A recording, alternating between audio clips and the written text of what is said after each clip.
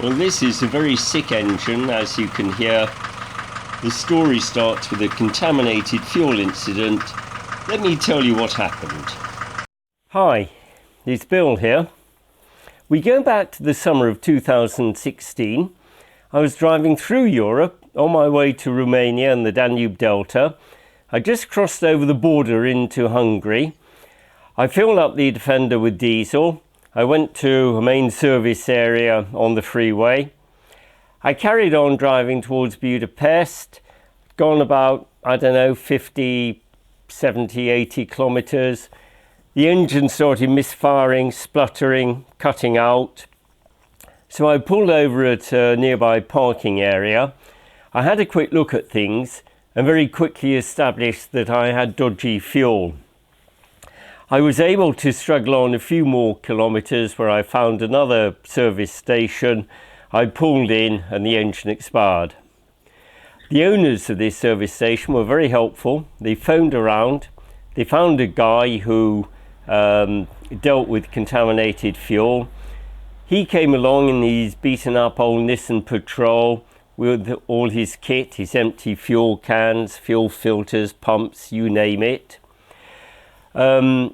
He drained down the system. We had to change the fuel lift pump because the old one had expired. Obviously I had to change the fuel filter. We flushed the system out. We put in new diesel. We bled the system.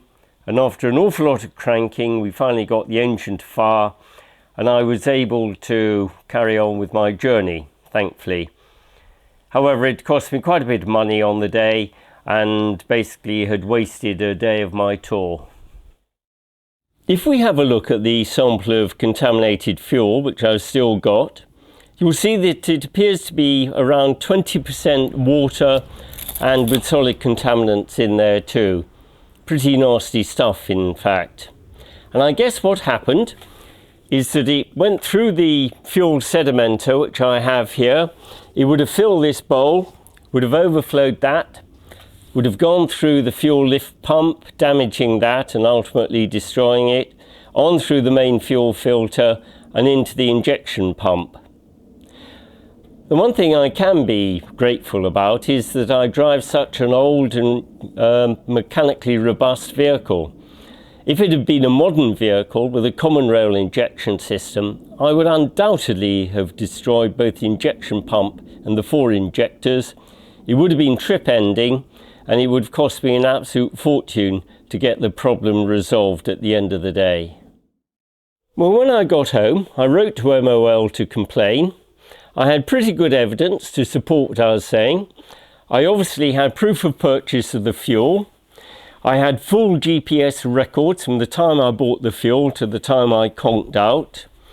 I had a statement prepared by the service station where the problem was resolved.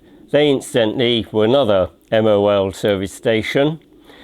I had photographic evidence, and I also had a sample of the fuel which I could send them for testing. Naturally, I'm afraid to say they weren't interested. They swatted me aside like an insect and told me to get lost. I suppose it's what you expect with a large oil company.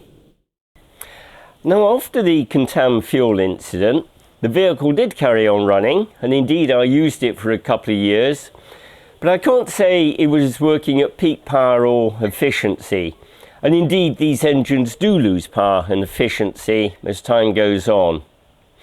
There was also the nagging doubt about what damage I may have done to the injection system. And one of the things you learn over the years is that if there is a weakness in the vehicle, it will find you out, you will have a failure, and usually when you're on a long trip, thousands of kilometers from home.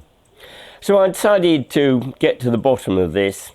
I took the Defender off the road for a couple of months this year, and to cut a long story short, I ended up with 2 sets of injectors, my original set which was refurbished, and the spare set which I carry. And in fact this included 3 new Denso injectors which have been sitting on the shelf for 20 years. But the people who refurbished my injectors said they found particles of metal in there which could only have come from the injection pump, and they suggested that I should have that looked at too. So I took the injection pump out. I found a local firm in Lowestoft which specialises in this, took it down there. They refurbished it. They were able to source minor spare parts which were needed. They did incidentally have a very close look at the inside, and they said that they could see absolutely no evidence of any metal loss from the wearing surfaces, and indeed the pump was in very good order for one of this age. I reinstalled the pump. Of course, I had to redo the timing in accordance with the workshop manual.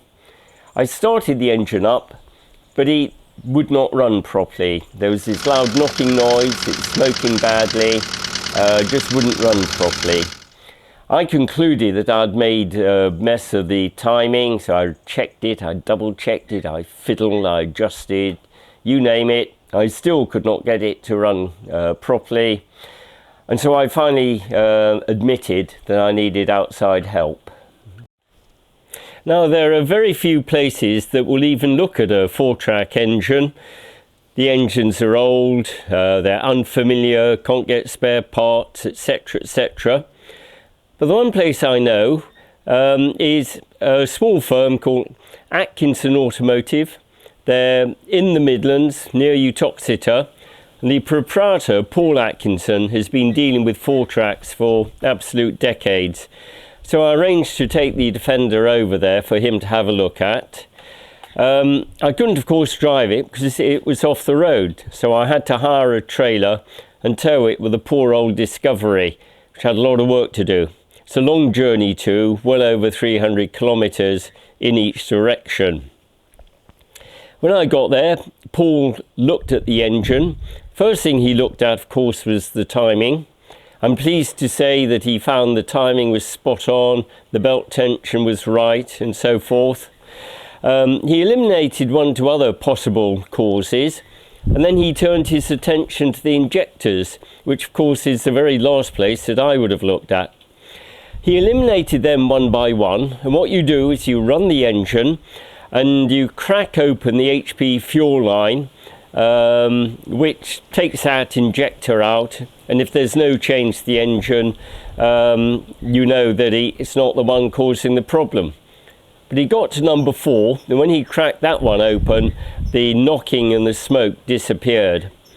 He then went out into his yard. He pulled an injector out of an old engine which was sitting there in the rain, put it in, and the engine ran absolutely perfectly. I was absolutely flabbergasted. Paul said that in all the years he's been dealing with 4-tracks, he's had very, very few injector failures. They take a lot of abuse. He's seen vehicles running on things like filtered cooking oil, and they're absolutely fine. Anyhow, problem solved. When I got back home, I took the faulty injector into the injection place in Lowestoft. They hadn't supplied the injector in the first place, so they didn't have any position to defend, had an open mind. They put it on test and immediately confirmed that it was faulty. It wouldn't seal, so it was spraying fuel the whole time, and not just on the pressure pulse. They opened it up to have a look, didn't really find anything very conclusive. If there was dirt in there, it was minuscule and couldn't be seen with the naked eye. The other possible cause is that the needle inside can become sticky if the injector hasn't been used for many years, as indeed was the case with this one. So they freed it up, lubricated it, bolted it up, put it on test, and it was absolutely fine. Now this brings us to the subject of cleanliness. As we all know, cleanliness is absolutely bloody vital when you're dealing with fuel injection. When the injector's out the engine, you've got these protective caps on. You keep them on at all time, and you only remove them at the very last minute when you're reinstalling the injector. And the HP fuel pipes, you obviously try and keep them as clean as possible, but the last thing before reconnecting it, you use brake cleaner, something like that, blow it out with compressed air, and then you bolt it back onto the injectors. I did all of that, and yet somehow I still had a problem. The people in the injection workshop, they said, well, it can happen. Even if you take the greatest care, things can go wrong. But their advice is that if your injectors are working fine in the vehicle, don't touch them unless you really have to, because you can introduce problems. Everything's now installed, so let's start her up.